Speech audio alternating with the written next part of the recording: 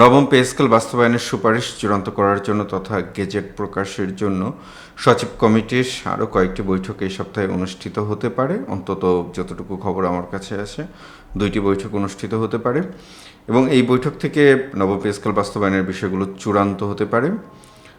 এর পাশাপাশি উল্টোটাও হতে পারে, অর্থাৎ আরও কয়েকটি বৈঠকের দরকার হতে পারে।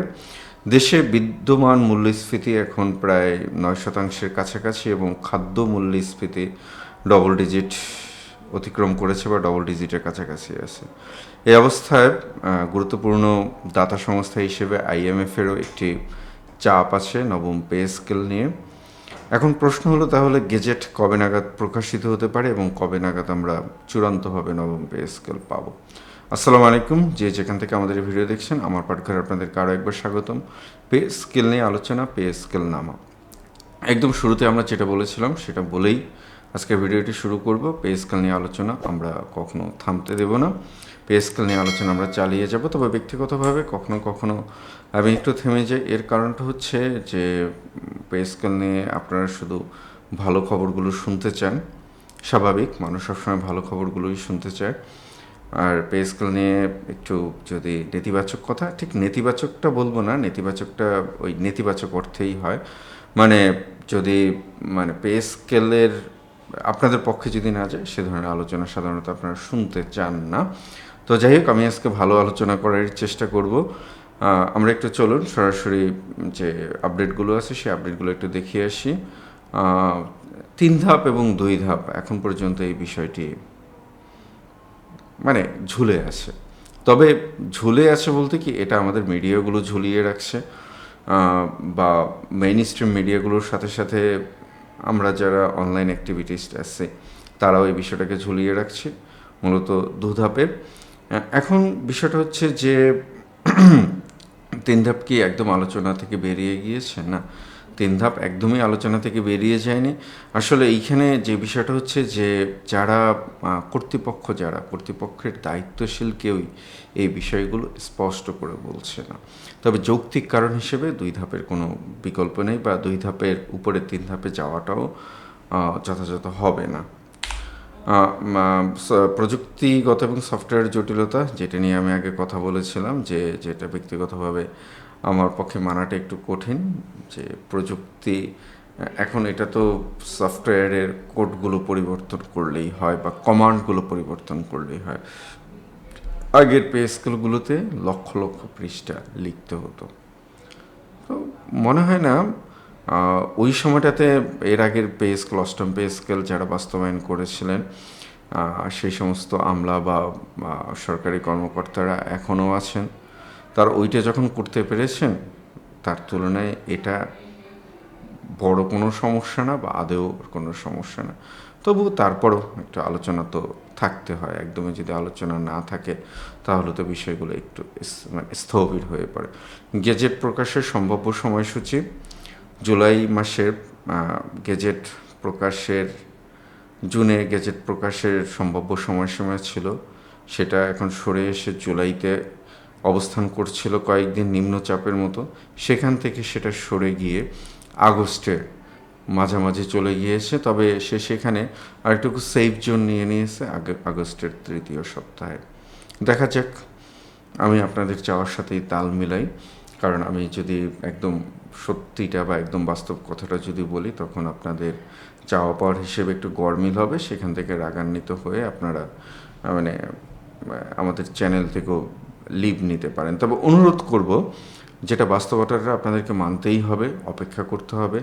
আমরা একসাথেই অপেক্ষা করছি।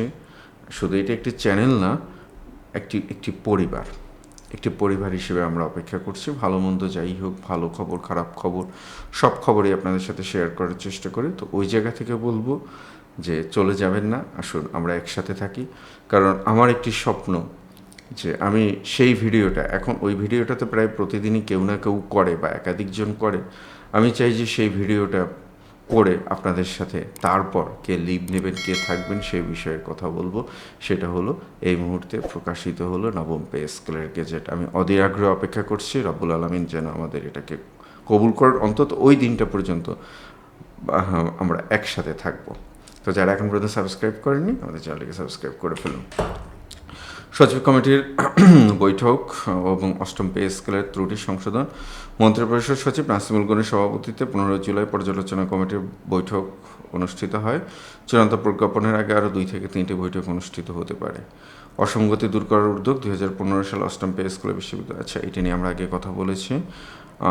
নতুন পে স্কেল বাস্তবায়নের জন্য আরও আমাদের একদম 1,05,000 কোটি টাকার বরাদ্দ রাখার দরকার ছিল।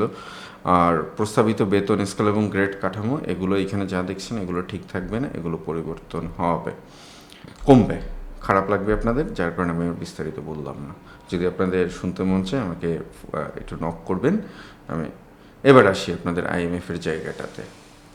দেখেন, আপনারা তো উড়িয়ে দিয়েছেন যে, বা মানে উড়িয়ে দেওয়াতে আমি নেগেটিভ সেন্সে বলছি না, মানে আমি এই কারণে বলছি যে আপনারা নিজেদের ভেতর থেকে নিজেরাই সান্ত্বনা নিতে চেয়েছিলেন যে না, আইএমএফ এইখানে কোনো ভূমিকা রাখবে না।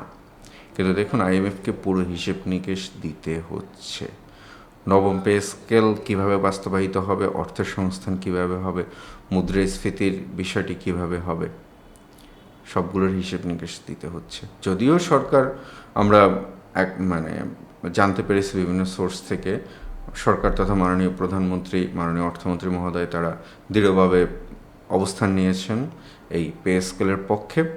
তো আমরা শেষ পর্যন্ত ওইটাই আশা করি, কারণ আইএমএফ তো এটা তো বলবে, বা আইএমএফের যারা স্থানীয় প্রতিনিধি যারা আছেন বা এক ধরনের প্রতিক্রিয়াশীল গোষ্ঠী যারা আছেন তারা তো এটা বলবেনই। কিন্তু আমরা সরকারের দিকে তাকিয়ে আছি, বিশেষ করে মাননীয় প্রধানমন্ত্রী মহোদয়ের দিকে আমরা তাকিয়ে আছি যে পে স্কেল ছাড়া কোনোভাবেই সম্ভব না, কোনোভাবেই না।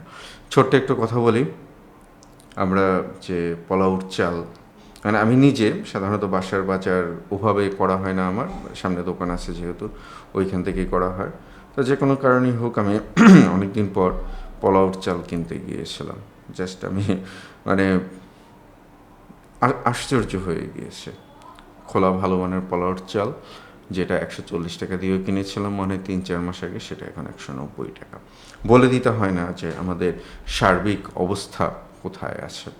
তবে এটা ঠিক যে আমরা যদি সজাগ না হই, আমরা যদি সচেতন না হই, আমরা যদি ঐক্যবদ্ধ না থাকি, তাহলে আইএমএফ তথা তাদের অনুগামী যে সংস্থা হোক বা ব্যক্তিগুলো হোক, তারা কিন্তু প্রচণ্ড রকমভাবে সক্রিয়।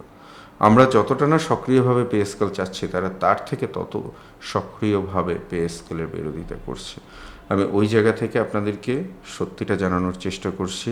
আপনারা সচেতন থাকুন, আপনারা ঐক্যবদ্ধ থাকুন, কারণ আমাদের এটা ঠিক দাবি না, এটা আমাদের পাওনা। দাবি এবং পাওনা বিষয়টা একটু আলাদা।